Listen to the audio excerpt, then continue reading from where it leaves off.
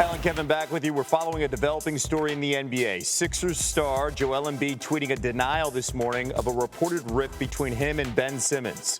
Earlier this week, USA Today and the Philadelphia Inquirer reported respectively that a rift between the two teammates is escalating and that Simmons told the team in a recent meeting that he wanted to be traded. Sources previously telling Adrian Wojnarowski that Simmons has sought a trade and that his agent and Sixers management met earlier this summer to discuss the All-Stars' future. Embiid tweeted multiple times, including something about his relationship with the fans of Philly earlier this morning. But the one that stood out is this, quote, "Sources, trust me, bro. Stop using my name to push people's agendas.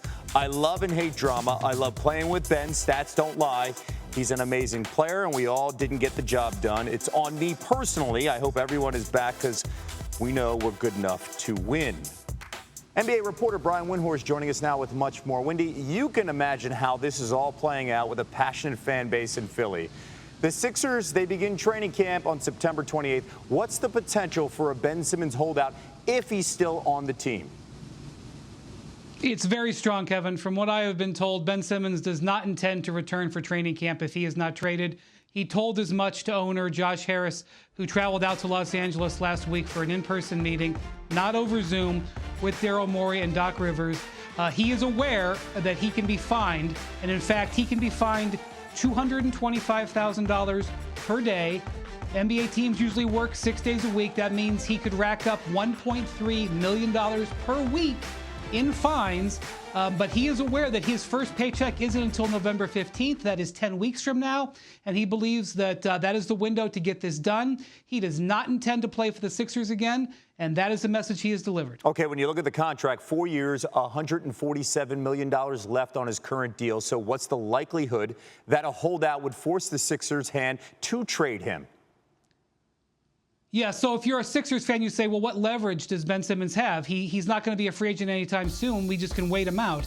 The leverage is that he can make the Sixers very uncomfortable on a day-to-day basis. And this strategy has worked repeatedly in the NBA in the last few years. Jimmy Butler up in Minnesota.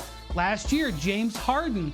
A couple of Rich Paul clients have sat through training camp and contract disputes. J.R. Smith, Tristan Thompson. All of those players had limited leverage and got what they wanted. So this is just following the path that if you don't have leverage, create your own. And that's what Simmons is doing. We'll see if he has the success those other players did. Anthony Davis as well. And by the way, as you mentioned, Rich Paul, he is, of course, Ben Simmons is his client. Brian Windhorst with the very latest on the Simmons saga, which it feels like it's just beginning in Philadelphia.